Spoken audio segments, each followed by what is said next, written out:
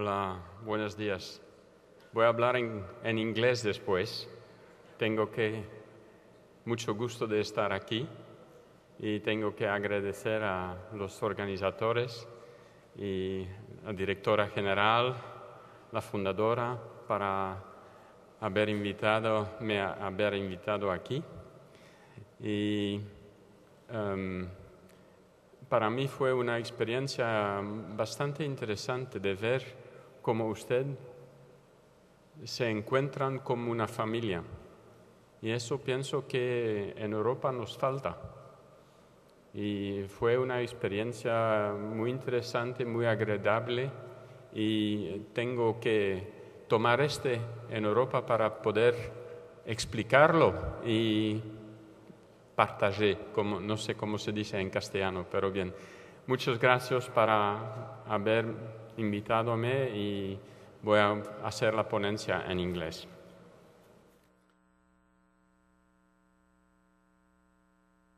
En primer término, los derechos humanos no necesariamente es un asunto sumamente delicado, muy crítico, pero no necesariamente muy popular por el momento. Cuando ven ustedes lo que ocurre en Europa actualmente, hay muchas preguntas que se hacen con respecto al mecanismo de los derechos humanos. Acabo de leer esta mañana en los periódicos europeos sobre Sir Geoffrey Chaucer, quien dice que por qué debemos preservar el Estado de Derecho en vez de estar en una etapa en la que afirmáramos lo que estamos haciendo con respecto a los derechos humanos. Hay muchos cuestionamientos con respecto a lo que se está haciendo en pro de ellos. Voy a mencionar algunos de los artículos de prensa que vi esta mañana. ¿Por qué debemos proteger el Estado de Derecho? Por otro lado, la saturación, el hacinamiento se ha convertido en uno de los problemas más serios en las prisiones de Bulgaria, donde se trata de abolir la tortura. Por otro lado, se debe dar tratamiento médico a los prisioneros, a los convictos. Esto tiene que ser confirmado y al mismo tiempo tiene que ser ratificado el día de hoy. Es decir, estamos viendo aquí qué ocurre con los derechos humanos, incluso desde el punto de vista verbal. Tal vez los apoyemos, pero en realidad hay muchas dudas sobre la forma como se han manejado los derechos humanos. Me parece que este es uno de los puntos iniciales de partida y los voy a llevar a través de ciertos temas en mi presentación que tratarán de elucidar esto y vamos a decir cómo debemos responder a esto. Lo que voy a hacer en los 25 minutos que se me han asignado, quisiera decirles algunas palabras sobre Europa y en segundo término, qué es la protección a los derechos humanos, especialmente en el Consejo de Europa y también en el Grupo Pompidou, que es el organismo al que yo represento. Las drogas y los derechos humanos forman parte de estas prácticas que verdaderamente han sido un motivo de inspiración para nosotros en el ámbito de los derechos humanos. Por lo tanto, ya que tengo nada más 25 minutos, tendré que correr, pero ustedes tendrán la posibilidad de tener mi presentación en PowerPoint. Así que en primer término, ¿qué es Europa? Bueno, me gustaría platicarles de mi historia predilecta, que es una conversación entre dos personas. La primera dice, bueno, tengo un perro, tengo una mascota en casa, y el segundo dice, ¿qué tipo de mascota tienes? Pues es un perro. ¿Qué tipo de perro es? Es un San Bernardo. ¿Es ya un cachorro grande o pequeño? Grande. ¿De qué color es? Y la primera persona dice, bueno, pues es café y blanco. Y la segunda persona, ¿y por qué no me dijiste que tenías un San Bernardo completamente crecido y era la mascota? Y la primera persona dice, bueno, porque nadie me entiende. Yo creo que esto es importante porque cuando nosotros hablamos acerca de Europa, cada quien tiene su propia versión. En segundo término, también es importante cuando ustedes recuerdan de qué se tratan los derechos humanos, porque cuando yo me refiera a ellos, me referiré a las convenciones europeas, nacionales e internacionales, y por supuesto aquí que no solamente podemos decir que tenemos el derecho de hacer una u otra cosa, porque cuando nosotros hablamos acerca de la liberación del proteccionismo que se refiere al uso, por ejemplo, de la marihuana, esto aparece a la luz de este contexto y quisiera evitar esto porque estamos hablando acerca de un contexto de derechos humanos que se refiere a las convenciones internacionales y europeas sobre derechos humanos. En tercer término, y podría surgir aquí cierta incomprensión, tiene que ver con el abuso y el uso de las drogas. El último informe que se ha presentado en Europa a la fecha con respecto al abuso de las drogas es que hay una disminución en el uso de estas drogas, por ejemplo, las drogas duras como la cocaína y la heroína. Por otro lado, cuando nosotros vemos cómo se utiliza el cannabis, la marihuana, nosotros vemos una situación a la que también nos estamos enfrentando en México, es decir, el uso de combinaciones de varias drogas que por supuesto incluyen anfetaminas, metanfetaminas y todo tipo de drogas sintéticas, al igual que la chis del que hablaba anteriormente. Solamente en el año de 2012 se crearon 16 nuevas drogas que llegaron al mercado y que se consideran como estimulantes lícitos que vienen en distintas formas, que se expenden por internet, y aquí veo que los círculos familiares en los que estas drogas se venden cada vez proliferan más. Tenemos un concepto sobre lo que es Europa y ahora quiero darles a ustedes una breve descripción de las distintas instituciones. Vengo de la institución europea más antigua, el Consejo de Europa, que trata de defender el Estado de Derecho y también el aspecto democrático. Aquí es un Estado soberano, los miembros así lo consideran y ellos se alinean de acuerdo con algunas convenciones. El Consejo de Europa tiene 47 miembros y es la institución europea más antigua y se fundó en Estrasburgo en 1949. Así que estoy hablando acerca de Europa, los 47 Estados miembros. Muy pocos estados no pertenecen al Consejo de Europa porque no tiene una democracia pluralista. Uno de los estados es el que es el Estado observador, que es la Santa Sede, y otro de los estados definitivamente es Bielorrusia, que no pertenece. Bien, la Unión Europea es algo completamente diferente, es una institución supranacional con 27 miembros y es muy distinta del Consejo de Europa, a pesar de que todos los estados miembros también pertenecen al Consejo de Europa y representan a los 27 países.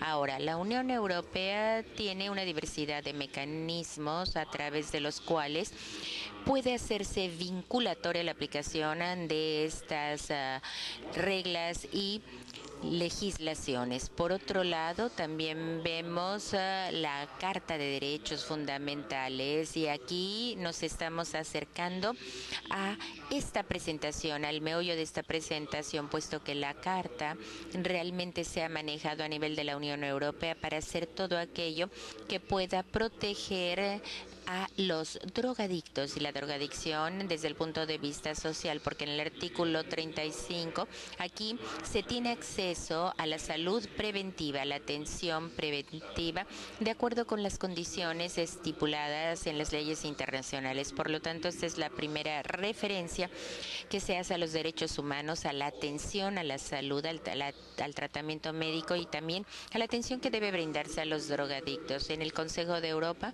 nosotros tenemos una serie de mecanismos. Les dije que hemos hablado acerca de las convenciones y las convenciones de los Estados miembros tienen que ver quién quiere formar parte de esta vinculación. Por otro lado, esta convención tiene que ratificar estos propósitos a nivel de los parlamentos nacionales para que de esta manera puedan aplicarse en sus propios países.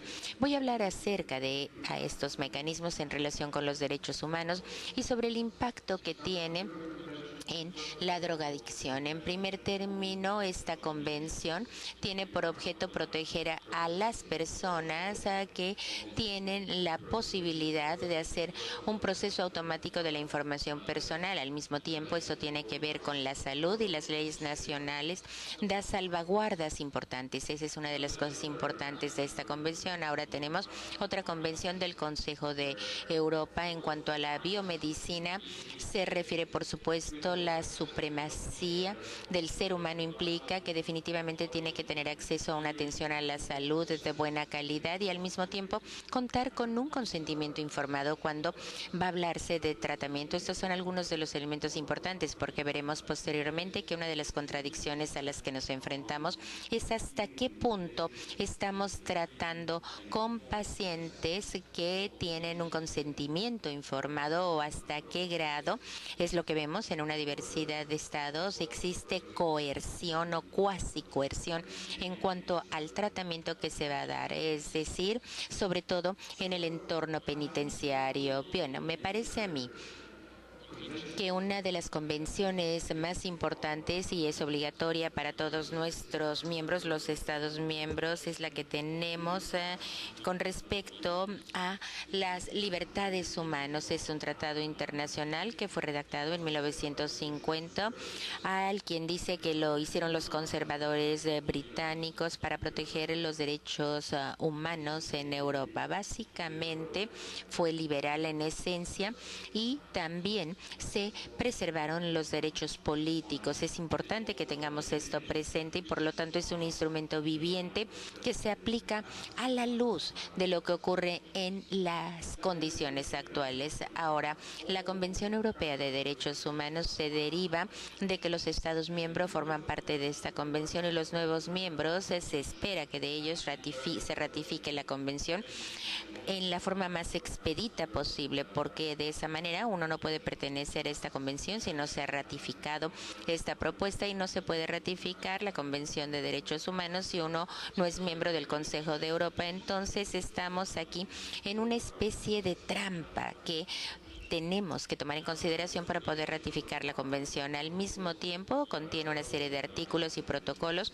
que defienden todo esto en Europa, todos estos derechos humanos. Por otro lado, aquí tengo una referencia básica para esta presentación, porque la convención establece que todo mundo que tiene derecho a la vida debe ser protegido por la ley y al mismo tiempo prohíbe que haya mano de obra forzada, que haya esclavitud y que esto pueda afectar el estatus de la gente. Por ejemplo, aquí podemos hablar acerca del VIH y otros padecimientos que afectan importantemente a la humanidad. Es decir, aquí tenemos que tomar en consideración los derechos humanos y ver que el propósito de estos es proteger al individuo, en otras palabras, del Estado. Y ustedes van a ver posteriormente que hay mecanismos que se han instituido con el propósito de salvaguardar estos derechos. El artículo 3 de la Convención, quisiera hacer hincapié en esto porque aquí tenemos el problema de los castigos que verdaderamente envilecen o se perpetran de manera inhumana. Aquí nosotros vemos que ocurre con los drogadictos, con la situación que prevalece en Europa y que es bastante severa en algunos países. En primer término, esto obedece a dos razones.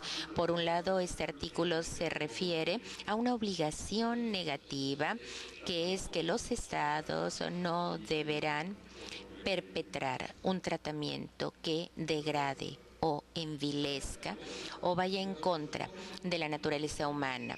Y por otro lado, esta es una obligación positiva, y esta obligación positiva implica que el Estado debe poder proteger a los seres humanos. Y esto se extrapola todavía aún más, porque básicamente esto entraña que, por ejemplo, les voy a dar un ejemplo en unos cuantos minutos, que la gente que en un momento dado son adictos y que estén en prisión no deben ser castigados dos veces. Por un lado, no deben ser encarcelados por su adicción y por otro lado, no deben carecer del tratamiento que requieren para que se les ayude. Así que la obligación obligación para tratar a una persona que es vulnerable y que está encarcelada implica la capacidad de que la persona pueda cumplir con su sentencia. Ahora, si está imposibilitado para ello, entonces esto debe descartarse. En segundo término, debe haber la disposición de darle atención médica para que pueda adaptarse y que de esa manera sus necesidades especiales en un momento dado no afecten la salud de los otros prisioneros. Esto implica que también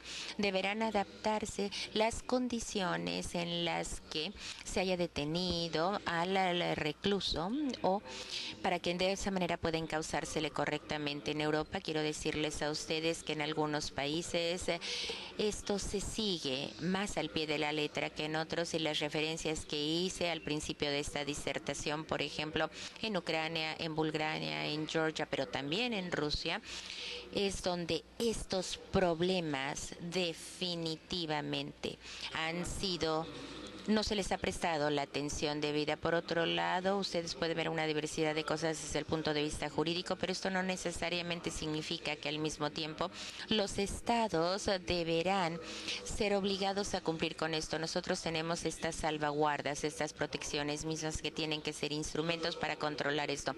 En primer término, tenemos el Tribunal Europeo de Derechos Humanos en Estrasburgo, o la Corte Europea, donde nosotros vemos que es un organismo supranacional. Cualquier persona puede pensar que cuando sus derechos han sido violados de acuerdo con esta convención por el Estado o por el partido, puede presentar esto ante los tribunales y al mismo tiempo debe hacer una denuncia especial. Evidentemente, cuando nosotros estamos hablando acerca de 800 millones de europeos que forman parte del Consejo de Europa en los 47 Estados miembros, esto también significa que actualmente nosotros estamos teniendo que tratar 150.000 casos que son el remanente de los 200.000 que se habían presentado en Estrasburgo. Los estados, por supuesto, también pueden llevar a otros estados a los tribunales, a la corte. Y yo puedo decirles que, por ejemplo, en Rusia y Georgia, cuando hubo la guerra, muchos de los georgianos se presentaron a los tribunales. Cuando se encuentran violaciones, los estados miembros deben dictar un fallo, y esto es sumamente importante. Otra de las herramientas es la Comisión Europea en pro de los derechos humanos, que es una institución no tradicional que pertenece al Consejo de Europa, que puede ir a los estados miembros, visitarlos y ver qué es lo que está ocurriendo ahí. Un tercer instrumento es el Comité para la Prevención de la Tortura y para el trato inhumano o envilecedor, o bien para el castigo. Este es un comité en contra de la tortura que pertenece al Consejo de Europa, y este comité puede ir a las prisiones, a los reclusorios, a los centros de detención, a las instituciones psiquiátricas, a los pabellones de cualquier tipo, y visitarlos y presentar informes sobre lo que está ocurriendo en su interior. Y esta Comisión para la Prevención de la Tortura, para impedir que se perpetre la tortura, tiene que ver con los prisioneros y el trato que se les dé. La conferencia es extraordinariamente interesante, pero si me permiten ustedes hacerles una sugerencia, uno de los puntos que no se ha tocado, y probablemente los CIJs no están enfocándose a esto, es el de las prisiones. Es un problema sumamente delicado, pero también tratamos de incluir la drogadicción en los reclusorios, en el trabajo que realizamos. Así que desafortunadamente no tenemos una política que incluya todo eso, una política integral que también vea el problema de la drogadicción en los reclusorios, y el problema en estos reclusos adictos se convierte en un fenómeno que ha llegado a tener un impacto severo en nuestras sociedades. Estas organizaciones internacionales han descubierto, la Organización Internacional del SIDA, que a pesar de que esta epidemia ha crecido a nivel mundial, esto ha compensado la reducción en Estas infecciones de VIH y SIDA en África han sido compensadas con la reducción en Rusia, Ucrania y Asia Central. ¿Cómo es que han contraído el VIH o SIDA? Es principalmente a través de la utilización de drogas, a través de inyecciones en la prisión. Si no podemos ver lo que está sucediendo en el mundo, tenemos que analizar estas cuestiones que son tan concretas. Rusia y Europa. En Europa es el único país que en este momento no ha establecido tratamiento sustituto. Y la heroína sigue siendo, además del alcohol y el tabaco, la primera droga que mata a las personas en Europa. Y la cocaína va en aumento. La heroína sigue siendo uno de los mayores, y las inyectadas son las primeras en causar muertes. VIH en los contactos a través de la utilización de inyecciones, principalmente con los fluidos corporales, y esto debe de ser explicado más en detalle, y ese es el papel de estas instituciones. ¿Qué es lo que hacemos como Grupo Pompidou? El Grupo Pompidou principalmente es parte de este vigilante de los derechos humanos, y somos una parte muy importante del acuerdo del Consejo en Europa, y tenemos dos mandatos principales. Uno, trabajar en todo este asunto de la reducción del abastecimiento. Y trabajamos con la policía fronteriza, con distintos cuerpos policíacos para reducir la entrada de las drogas. También tenemos un mandato clave en toda esta cuestión de la reducción de la demanda.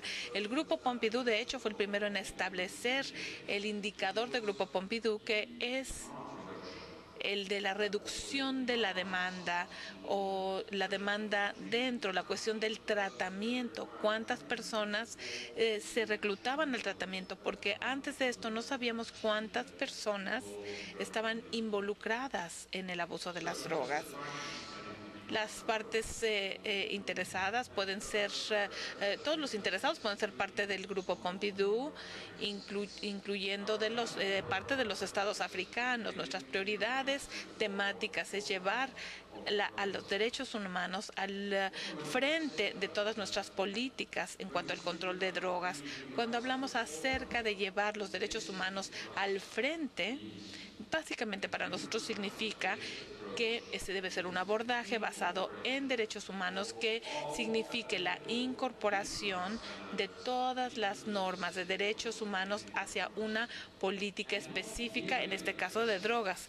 Y no únicamente hablando acerca de violaciones específicas, sino en esencia significa que este abordaje basado en los derechos humanos es utilizando estas normas de derechos humanos e integrarlas en las políticas de manejo de drogas y cumplir con estas normas desde un principio, no algo que se hará después, sino esto es básicamente lo que estamos compartiendo cada vez más con otros organismos internacionales. Trabajamos mucho en la construcción de capacidades con las Naciones Unidas, con la OMS, con el Centro Europeo MCDA de drogas y adicción a las drogas, con CICARD, que es un mecanismo que incorpora en el campo de la Organización de los Estados Americanos en cuanto a políticas de drogas, y también en la reducción de drogas. Como hemos dicho, una de las prioridades es trabajar respecto a las drogas en las prisiones, una cooperación en distintos programas de derechos humanos, y también con una cooperación de varias agencias, de todas las agencias, para poder atacar la pandemia de ciertas enfermedades en Europa que se relacionan a la utilización de drogas inyectadas. La utilización de drogas inyectadas no es una preocupación tan grande en México, no lo sé, eso ustedes lo sabrán, pero para nosotros es una de las claves y una de las causas de muerte más importantes en los jóvenes. las drogas y los derechos humanos. Bueno, las políticas respecto a las drogas y los derechos humanos, estos esfuerzos para el control de las drogas aún siguen resultando en abusos a los derechos humanos, tortura, un tratamiento inadecuado por las fuerzas policíacas, las personas llegan a ser detenidas y se les niegan los servicios de salud. A nivel paneuropeo, hemos visto que no se les protege de las enfermedades transmitidas por la sangre.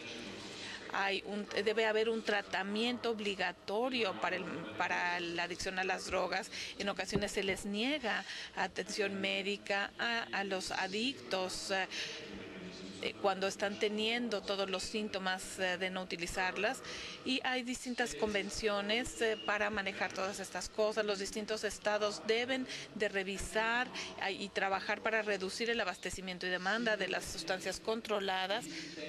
De manera simultánea, todos estos estados están obligados por distintos tratados de derechos humanos, que también, por lo menos para nosotros, en la Convención de Derechos Humanos Europea.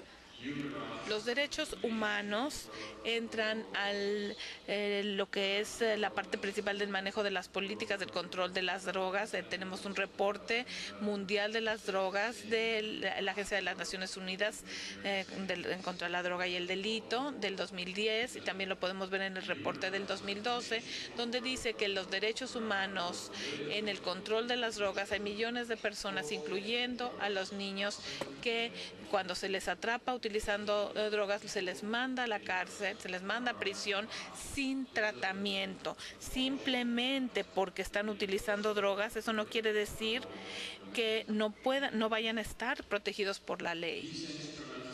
Todos estos instrumentos con respecto a la protección del abuso de drogas, la única es la Convención de las Naciones Unidas en los Derechos de los Niños, donde se dice que deben tomarse todas las medidas en contra de que los niños utilicen narcóticos y sustancias psicotrópicas. Y esto es muy importante. En México se debe de tomar los pasos dirigidos a cumplir con este artículo. No sé qué es lo que pasa en México, pero en Europa, Santa Claus o San Nicolás es el patrono de los niños, y San Nicolás les lleva regalos a los niños la mañana del 6 de diciembre. Y creo que los centros de integración juvenil trabajan también en esto aquí en México. Ya he hablado acerca de estos distintos instrumentos legales europeos que son de relevancia directa para todos nosotros: protección a la dignidad y la identidad de todos los seres humanos, el derecho a la protección de la salud, la prohibición de ciertas acciones obligatorias, y esta cuestión de los derechos humanos son algo que debe de manejarse dentro de las políticas nacionales contra las drogas. Hay distintos pasos a tomarse y el Estado debe de tomar todas estas cuestiones de derechos humanos al desarrollar las políticas contra las drogas en el país. Les voy a dar algunos ejemplos antes de terminar. 3 ejemplos del tipo de cuestiones que vemos nosotros que están en peligro: la dependencia de las drogas y el tratamiento obligatorio, por un lado, comparado con la dependencia en las drogas y el derecho a la salud dentro de la prisión. La prevención a la utilización de las drogas en las escuelas, por ejemplo, en el trabajo, o exámenes de drogas obligatorios en algunas escuelas, en el trabajo, acceso a datos personales protegidos para cuestiones policíacas, son compatibles con los desarrollos actuales. Hemos desarrollado dentro de nuestro grupo Pompidou distintos lineamientos de políticas que con mucho gusto puedo compartir con todos ustedes y que pueden encontrar fácilmente si ustedes entran a nuestra página web. Lo mismo para nuestras prácticas inspiradoras, nuestros programas en cuanto a la reducción de daños y tratamiento en Moldavia, Ucrania, Rumania, Bosnia y Herzegovina. Todo esto se centra alrededor de la dignidad humana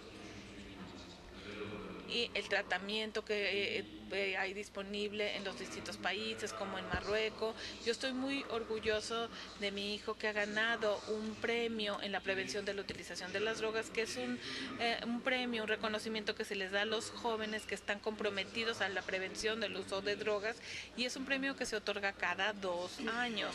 Es un premio que lo otorgan las personas para las personas que están comprometidas en el trabajo de la prevención de uso de drogas, lo cual es una manera muy simple, muy clara. Quiero agradecerles por su atención. Creo que me alargué un poquito, pero espero que haya sido interesante. Estoy aquí y estaré aquí para sus preguntas, reacciones y alguna discusión informal más adelante. Muchas gracias por su atención.